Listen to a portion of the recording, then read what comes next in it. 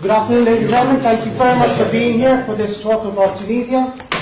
Just to start everything off, no, I'm not Dr. Hamdi. The resemblance is uncanny, but I'm not Dr. Hamdi.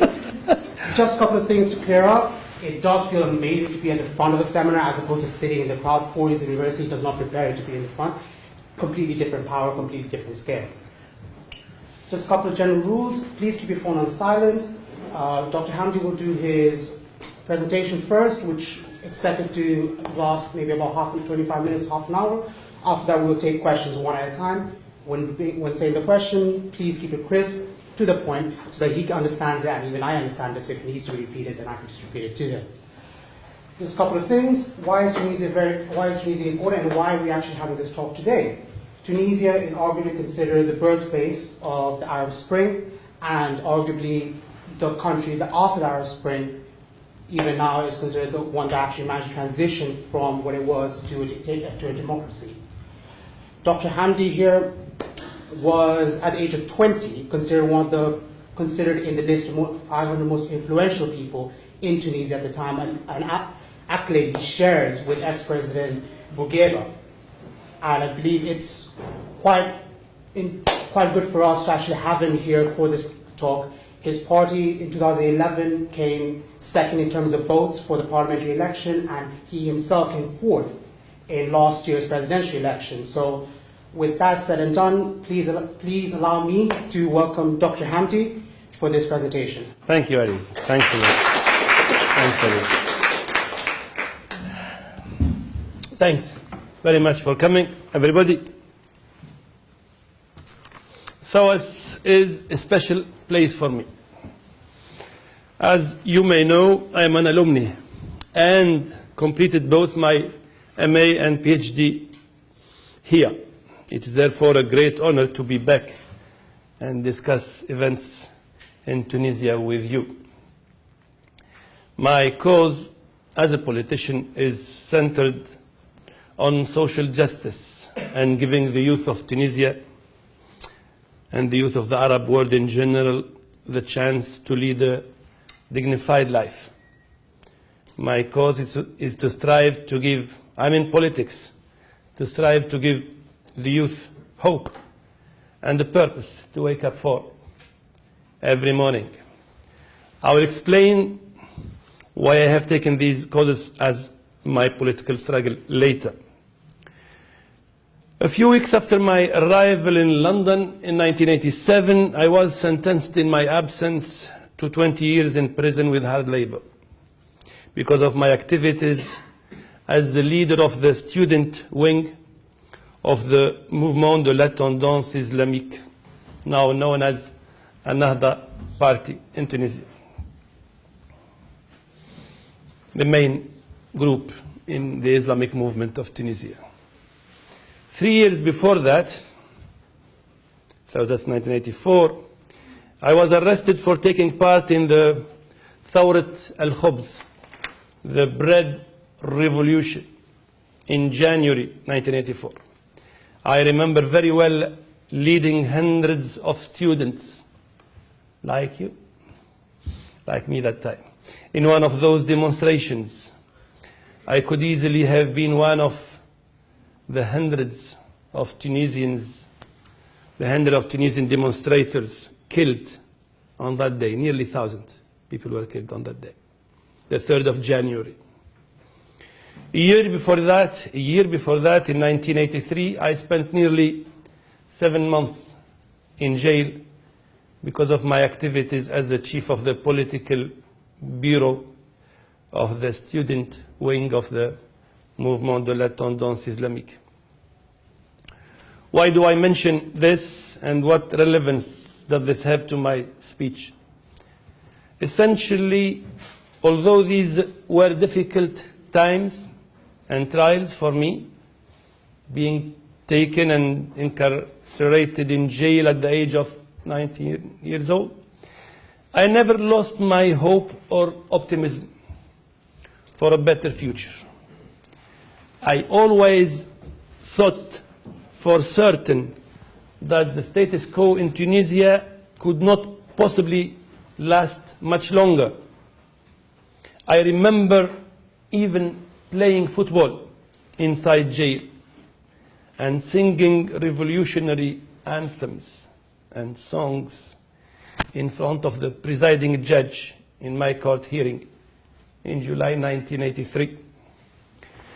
I also remember that in 1987, when I was invited to discuss my political asylum application in the Home Office here in the UK, I informed the two polite officers interviewing me in quite terse terms that they should take in consideration that I would soon become the new foreign minister following the fall, the expected fall of the Bourguiba regime at the time, and that any decision taken regarding my asylum application would have ramifications for bilateral relations between Tunisia and the UK. And by the way, my predictions were half right. Bourguiba was indeed toppled on 7 November that year, 1987, but I did not become the new foreign minister. So half of it is true. I suppose this youthful drive I experienced echoes that of the irresistible force behind the revolution in Tunisia. Those young men who started the revolution on 17 December 2010 in Sidi Bouzid, my hometown, must have been full of anger and hope at the same time. This was the engine that made this historical change possible.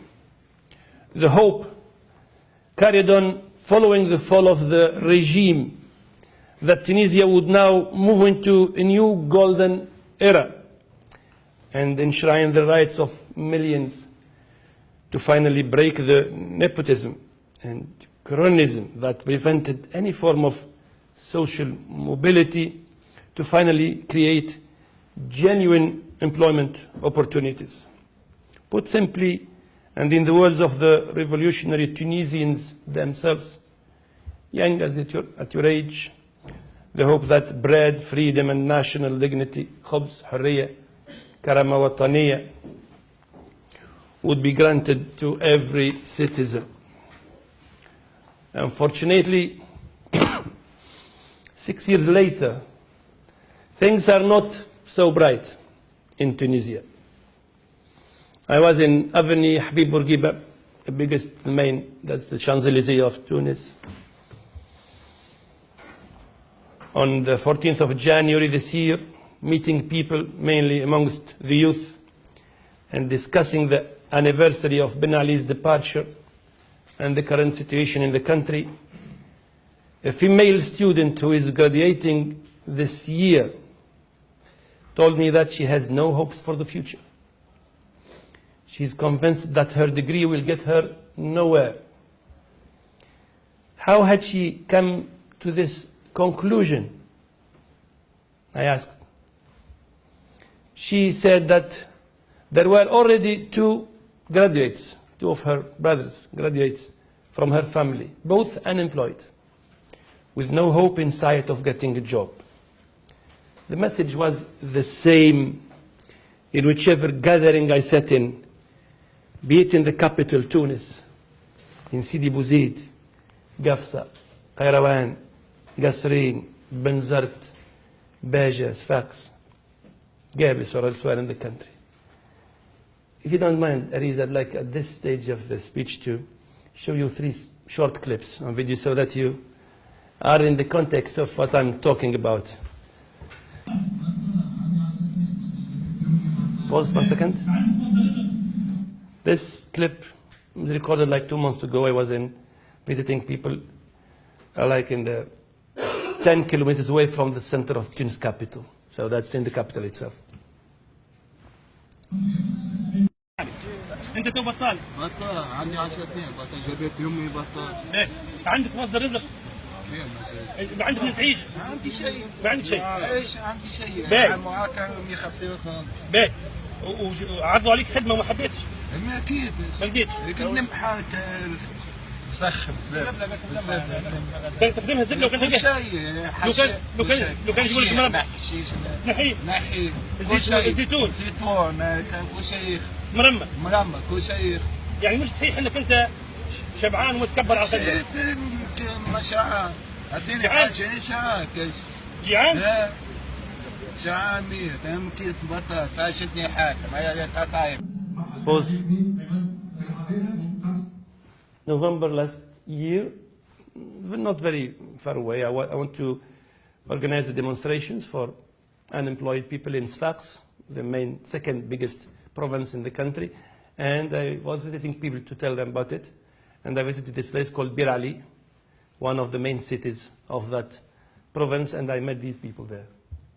One of them is this gentleman. نخدم في السياس معهد بير علي 2 ايوه في الحظيره 5 سنين تو 3 سنين في كوجينه نقشر في البصل والثوم ونغزف المعاين ونسرب التواول. قداش يخلصوك؟ و6 نتاع الصباح نجي. وقداش يخلصوا فيك؟ 235. 235 تخدم قداش من نهار في الجمعه؟ نرتاح كنهار الحد. ترتاح 6 ايام في الجمعه. واش عملوا في موضوع دكتور العلاج؟ نحاولي وناخذ المية نتاع الشؤون الاجتماعيه. قال لي لا تخدم من حاجه تو 5 سنين ما ناخذش فيهم لو نحو المعالجه. باهي انت معاق ولا؟ معاق علاش ما يعطيش دفتر العلاج؟ قريتني المره اللي فاتت. كيفاش يحرموك من دفتر العلاج؟ نحاول بصحة ضايعة يا سيدي حبيب السيدي. اشبح لي الحالتي هنا بو زوج صغيرات الوليد يقرا في الرابعه والبنيه تقرا في الاولى ابتدائي وبو عائله وواحد ينسكت ما يشبع ما بو كلها. يا سيدي حبيبي ترسمني ما طلب حتى شيء من الحكومه. رسموا لي ورجعوا لي دفتر العلاج نتاعي الابيض نعدي بيه. احنا بطال 50 سنه بطال 4 صغار بطال اخي مش معاق. Young people in Tunisia have lost hope in the political system. Most of them firmly believe that all political parties lied to them during the elections to get to power and after obtaining it, failed to deliver on their promises. They think that education is no longer a key to a better future, a better life. They have nothing to wake up for. I remember many of them telling me, if you genuinely would like to help us, then get us a visa to flee this country. And when I stated in my Facebook today that I'm going to give this speech, one of the ladies of Tunisia, she was telling me, you have a very kind heart, please get me a visa there. That's what they are thinking of. They would show me their carte d'identité national identity cards and say, this is all that we have gained from Tunisia. This is all what links us to this country. A few days after this, I was on the 14th of January, so around the 16th of this year, widespread protests erupted in the country, starting in Gasrain and spreading to nearly all the provinces across the country. Again, it started with someone taking his own life, unfortunately, reminiscent of Muhammad Bouazizi on 17 December 2010. The slogans of the protest were exactly the same. خبز حرية كرامة وطنية, bread, freedom, national dignity. In addition to التشغيل استحقاق, employment is our right, legitimate right. It was as if nothing had happened during the last 6 years after the revolution. But definitely there have been changes. Tunisia had witnessed 2 legislative elections and a presidential election. That's when I took part in. I came fourth with around 6% of the votes. Some of its political leaders were praised and given prizes and awards in Paris, London, New York. The quartet that led the national dialogue in 2013 were awarded the 2015 Nobel Peace Prize.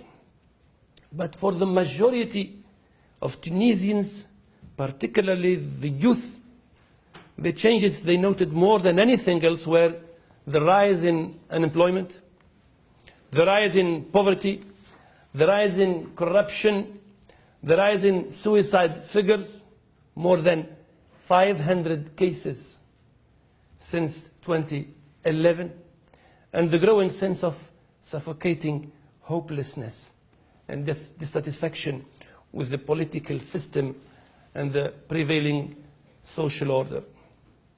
From the outside, for VIP visitors coming for a short visit, Tunisia would seem to be an example of true democratic change, and this might be true to some extent. But for Tunisians, at least for the majority of them, it's in reality a story of broken promises and a big, painful deception. Figures back this up.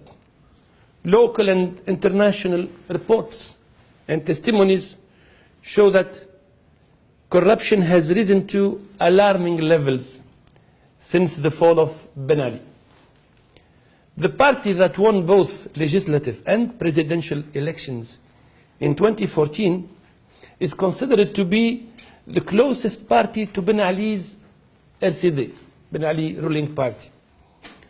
Is it normal that a nation that revolted in 2010 and chanted الشعب يريد تغيير النظام, the people want the change, or toppling the regime, would vote back almost the same people they revolted against after only 4 years? Tunisia has been under a state of emergency since last November and until today. Everywhere you go in Tunisia today, you will meet people lamenting their situation. On the anniversary of the fall of Ben Ali, the 14th of last January, I met members of the police who at the time were involved in a strike, protesting about their difficult work circumstances. 2 days later, a mini revolution erupted in the country. Days before that, a lady died en route to a second hospital after the first was found to have a shortage of specialist medical staff. She only needed one doctor to be there to save her life, and there was no doctor in Tatawin, so she was asked to drive to Jerba after paying 105 dinars, and then she died on the road before arriving to Jerba. Use of drugs is widespread in secondary schools and universities. And of course, there is a constant and growing threats of ISIS and terrorism. I was in Gasrain last December in the Shaambi mountains, where ISIS people are basically maneuvering. I visited families of soldiers killed in combat. All I spoke to believed this threat to be a long-term one. Most depressing of all is that most of the political elite have, in my humble opinion, no genuine answers or solutions to the questions and demands of the nation. Economic indicators go some way to explain all this pessimism. Tunisia is currently negotiating a 2 billion loan, new loan with the IMF. And they may not get it, as the level of debt has already reached unprecedented high levels, 53% of GDP. The government is looking to Iran to send tourists and investors to our country and is signing deals in pursuit of this goal. And this is both ridiculous and irresponsible, as we already know the disastrous results of Iranian involvement in a number of Arab countries such as Iraq, Syria, Lebanon, and Yemen. Tunisia growth rate in 2015 is a meager 0.3%. Unemployment has risen to over 15%. A closer look at this particular statistic reveals that 30% of the youth of Tunisia are unemployed. The tourism sector has been badly affected by 2 terrorist attacks in Bardo and Sousse last year. In fact, I cannot see any viable plan from the current government to solve the severe economic crisis and answer the legitimate aspirations of the youth and the poor in Tunisia. Asking for more loans from IMF is quite simply dangerous and irresponsible. We can become a bankrupt nation. We may not be able to pay the debts we already have. Looking towards Iran as a savior or continuing to rely heavily on the volatile tourism sector are not viable options. In all humility, I say to you that I believe that I provided and continue to provide the only viable plan to solve this crisis. Defeat terrorism and answer the aspirations of the Tunisian people. My vision is both simple and bold, originating from the 2 main sources that can inspire the Tunisian people: Islam and modernity. Islam as a force for equality and social justice, as epitomized by the hadith of Prophet Muhammad sallallahu alayhi wasallam, that none of you is a true believer until he wishes for his brother what he wishes for himself. If you have a job, you should wish that your neighbor has a job. If you have your dinner for that night, you wish that he can be able to have his dinner for that night, because many people do not have what they need to eat in many places in the country. Modernity, as epitomized by the Britain that I lived in and discovered during the last 27 years, embodied in its social welfare system that ensures the basics of dignified life for every citizen and resident. My plan is to kickstart the economy by starting with the basics. That is, fighting corruption and tax evasion, and ensuring the basics of a dignified life to all, especially to the disenchanted youth of Tunisia. There is no easy money in this world today, and we should not expect charity from any other nation. At the moment, as Foreign Policy puts it in one of its recent articles, Tunisia may have a new democratic electoral system and hard-won freedoms, but the vital work of tackling corruption and reforming state institutions has not begun. In fact, it says corruption may be getting worse. But my question, how much worse? Listen to this.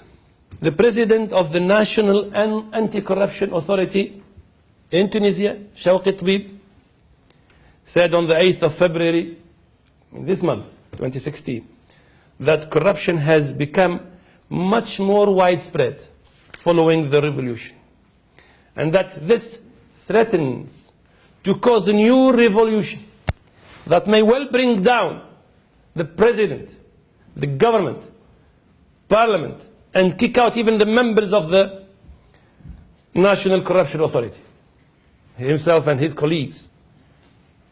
In a press conference on the 6th of February this year, 2016, Las'ad Dawadi, he's one of the top senior tax experts in the country, declared that Tunisia has entered an era of total corruption. he also said that the country is losing more than 9 billion dinars. Almost, roughly, a dollar is 2 dinars. So that's like $4.5 billion every year lost from tax evasion. That is almost a third of the country's total budget of 2016. So the first point of any serious, genuine plan to tackle the problems of Tunisia is to fight corruption, chase tax evaders, increase taxation on the wealthy members of society, and dismantle what is known in Tunisia as the parallel economy that accounts for more than 50% of Tunisia's economic activities without a single dinar reaching the state coffers.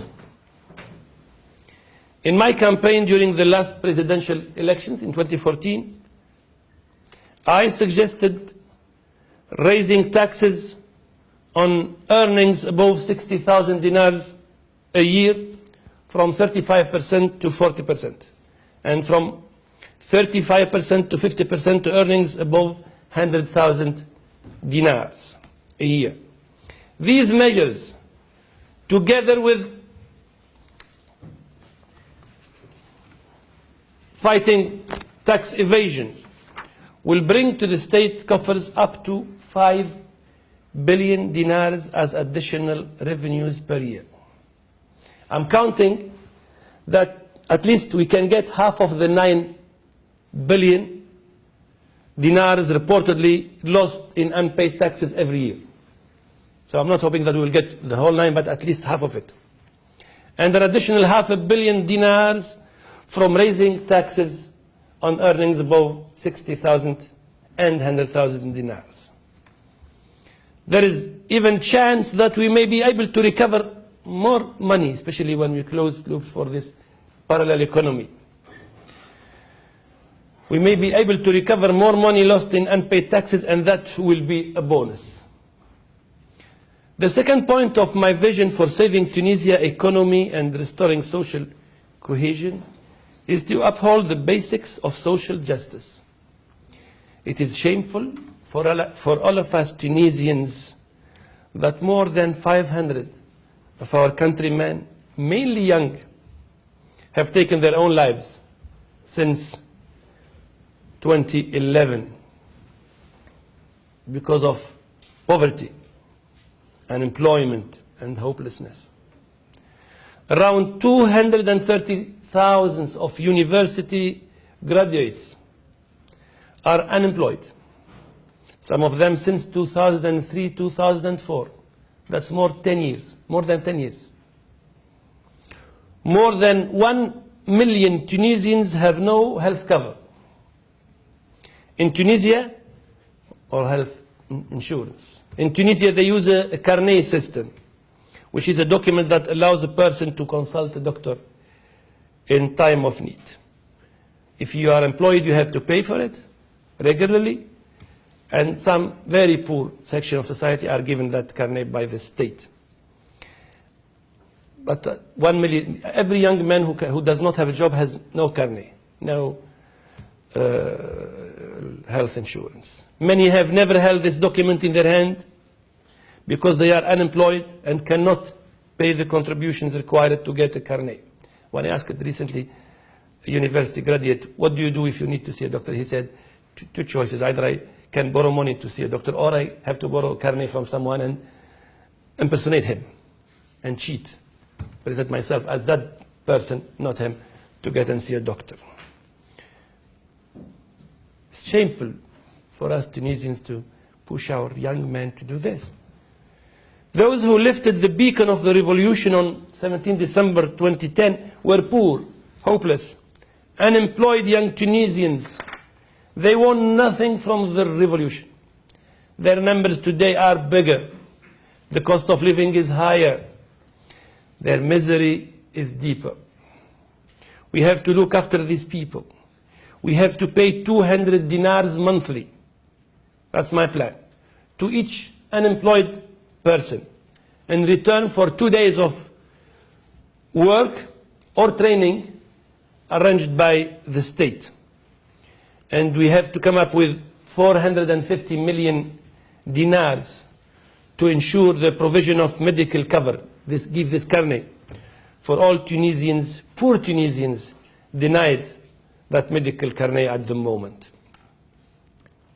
The employment minister announced recently that the total number of unemployed stands today in Tunisia at 612,000 people. The cost of giving them the job seekers allowance of 200 dinars, this allowance I'm suggesting, will be a bit less than 1.5 billion dinars, exactly 1,468 million. So these two measures, the job seekers allowance, then the health cover, the health carnet, will cost less than 2 billion dinars together, which is $1 billion, and will be funded by raising taxes on the wealthy and closing loopholes for tax evaders. At the same time, it will ensure the basics of dignified life to every Tunisian citizen. Unless we do that, we cannot call ourselves a society. We must be then just the jungle of wolves. I think even in wolves there are degrees of how barbaric they are. I mean, these must be the most savage ones. And we cannot win the war on terrorism also, because most people recruited to terrorism are hopeless, young, poor people, jobless people.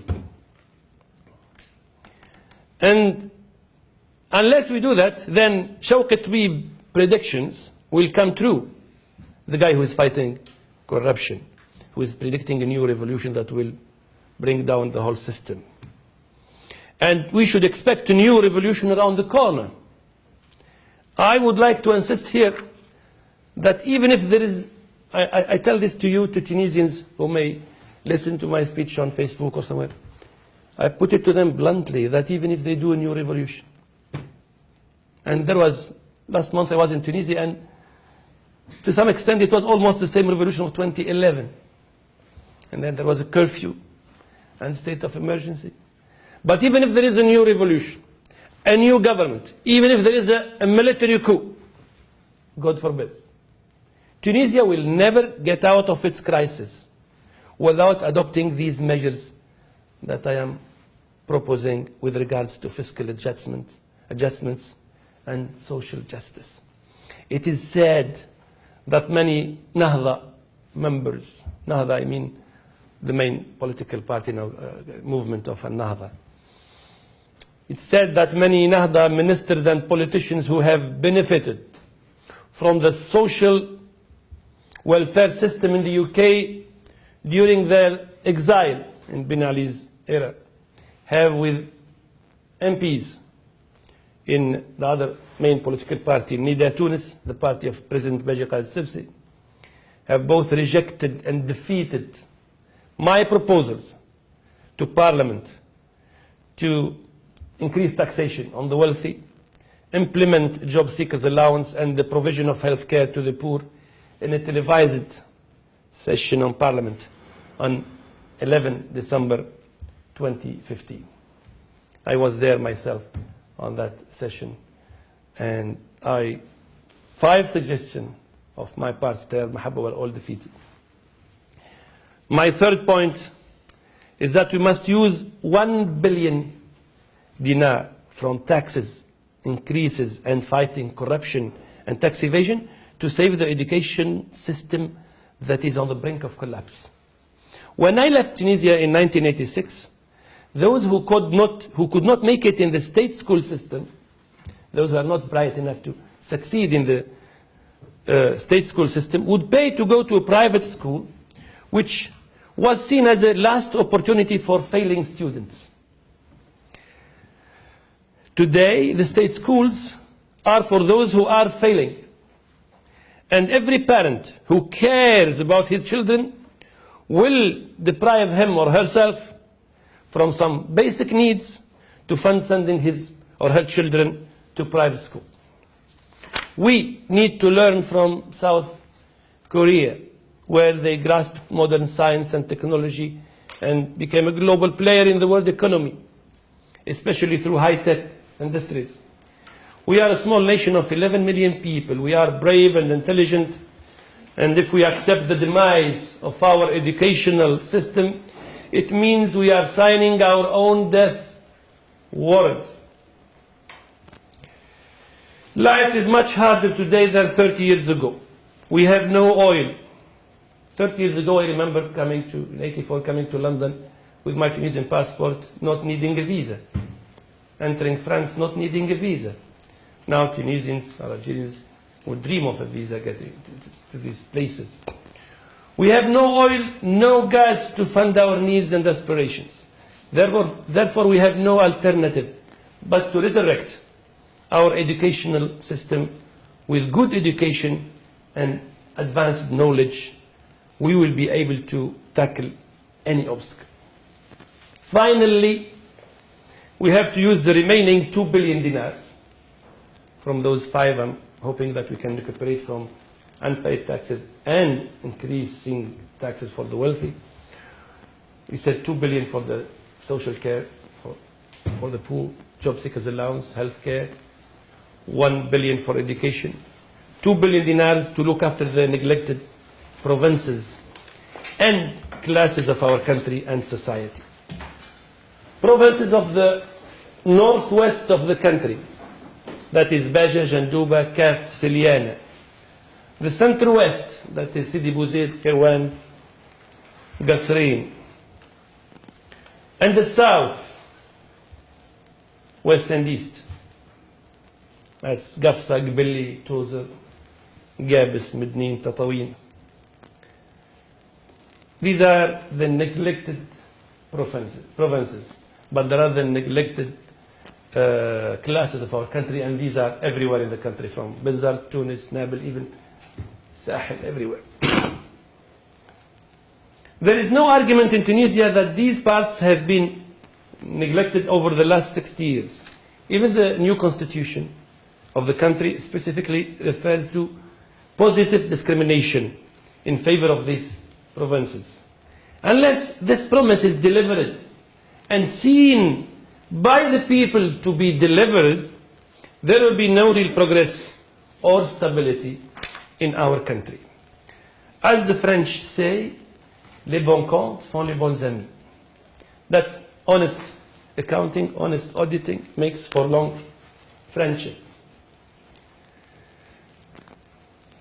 In our national anthem we say, نموت نموت ويحيى الوطن. That is, we are ready to give our lives. And ready to give our lives for the nation, for the country to live. And you will go to some parts in Tunisia and they will say, Namutu, Namutu, we die, and they put, we die in some provinces. And they say, Wayahya al-Watan, and the country will live, and they will put country will live in other provinces. Meaning that in some parts, you only have to die, and other parts you can live. I suggest we use the 2 billion dinars to set up a 10 billion dinar sovereign fund for development and employment, in which the EU, Gulf nations such as Kuwait, Saudi Arabia, United Arab Emirates, and other foreign investors and countries can be invited to join as shareholders in the fund. This is the way to start building a more just and prosperous Tunisia. I'm from Sidi Bouzid, I tell you, I can see really an investor going himself to invest there in Sidi Bouzid where the revolution started, or in Gasri, unless the state is willing to commit money and go itself and start doing work there. There is one final question. Why did all the governments that have run the country since the 2010 revolution refuse to adopt these policies and still refuse it? Why is that the political class in Tunisia keep attacking me vehemently for raising these demands and calling me names and making me the face of populism? in Tunisia, شعبوية. I'm seen there by most of the media, I admit to you, so you don't need to Google it, as the leader of populism in Tunisia. I think the answer is simple. These ruling classes and those connected to them in the Tunisian elite in general cannot and will not be able to execute the necessary reforms needed to kickstart the economy and respond to the aspirations of the youth and the poor in Tunisia. Why? They cannot, they will not, because essentially they are backed or are too close to those who do not have any interest in changing the status quo. Many Tunisians think that the big barons of the parallel economy and those who are due to pay huge taxes if my reforms are implemented are either supporting and funding the main political parties or at least are too close to them. It has been reported that many of the members of the current parliament are businessmen and women nominated by the main political parties running the country. I cannot see how these people will vote for or will allow genuine reforms in the country that will see them adhere to the normal rules of a modern and transparent economy. Although Western analysts, maybe students like you here doing things on Tunisia, would love to talk about a duel between Islamists and secularists in Arab countries, their rivalry and their ability to, or inability to coexist. I'm going to disappoint them, and probably some of you, and put it to them, to you, that the Tunisian model shows that in fact there is not much difference between the two political and ideological groups, that is Islamists and secularists, when it comes to adhering to the basics of social justice. Both are not particularly keen on it. And that is a major reason why they are currently able to pursue a partnership in government and in parliament, to the extent that the leader of the Nahda parliamentary group is referred to in jest as the leader of the two blocks, meaning the bloc of Nahda and the bloc of the Nida, the parliamentary groups of the two parties. This means, therefore, that the main dividing lines in Tunisia today are not Islamism versus secularism, not Islamists versus secularists, but social justice versus the preservation of the status quo. This is a very difficult but vital and necessary battle. I have made this my mission and that of the political movement that I set up on 3rd March 2011, تيار المحبة, formerly known as العريضة الشعبية, the popular petition, which won 28 seats in the 2011 Constitutional Assembly elections.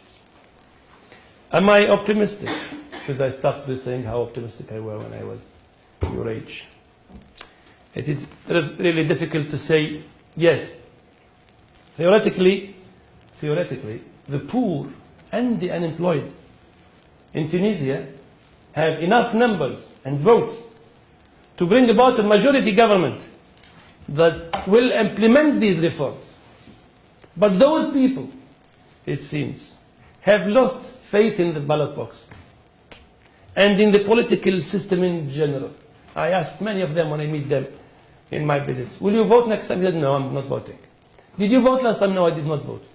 How do you expect the country to change if you have given up in 5 years after the revolution? If you talk to them, most of them will say that they have lost confidence in all politicians. This is a vicious circle. Because how will we be able to solve the current problems if we do not use elections as a means to change? The other worrying factor is that it seems a sizable number of poor voters are willing to sell their votes for as little as 10 dinars on the day of the vote or the week before it. That's $5. How can you change a society if voters are willing to sell their votes and betray the essence of democracy and the sacrifices of generations of noble and courageous people so cheaply? And how can you change a society when their politicians are ready to give money to buy votes and then rule the country? I feel that many difficulties await Tunisia. I feel that those benefiting from the status quo are so powerful, so embedded in the system, and they are unfortunately capable of defeating people like me, defeating those fighting for social equality. They can effectively ban you from talking to the people. They control the media, maybe they control the state. We have a history of painful deceptions and setbacks in Tunisia. Indeed, some of our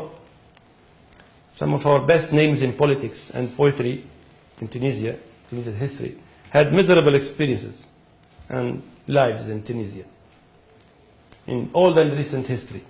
One has only to look to some of the poems of Abu al-Qasim al-Shabi. Abu al-Qasim al-Shabi, the legendary contemporary Tunisian poet who lived in the first quarter of the 20th century. One has only to look to some of his poems to know how difficult it is to defend freedom, justice, dignity, and the poor classes in Tunisia. His famous poem, Tunis al-Jamila, the beautiful Tunisia, says it all. You can find it on Google, so I can spare you the painful and pessimistic imagery of this poem. I wish I could have concluded on a brighter and more hopeful note, but I am simply unable to. And before I read to you the last 4 or 5 lines of my paper, I think that's where I would suggest to you to hear this last gentleman. I came across his story.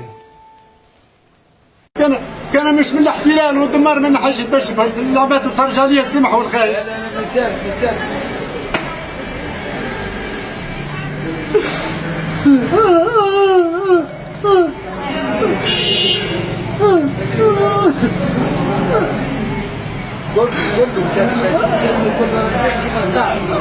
هذا احتلال، هذا هو الاحتلال اللي يحكوا لي أنا فلسطين هذه هي الاحتلال شريك أنا فيه الاحتلال. بعمري من حياتي باش في الشارع، حتى العقل من حياتي بس ولا جال صغاري من حياتي باش ما يجي ولا جال الاحتلال هذا الاغتيال البشر.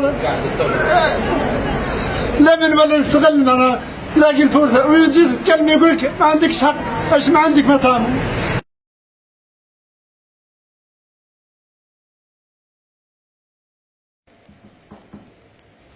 I have seen myself the widow of this gentleman and his children when I visited Gafsa during the presidential elections on 2014. To all of you who came today, thanks again. I say to all of you and to those listening to me on Facebook or on the media that Tunisia, I say to all Tunisians who are probably interested also in what I'm saying today, that our country, Tunisia, is in a severe crisis and there is no hiding from it. Salvation is possible, but the road to it is difficult and full of obstacles. Can we unseat the established interests and bring about social justice? This is my mission, and this is the challenge of my generation. If we don't win, Tunisia is doomed. Thanks for listening, and that's it. Thank you.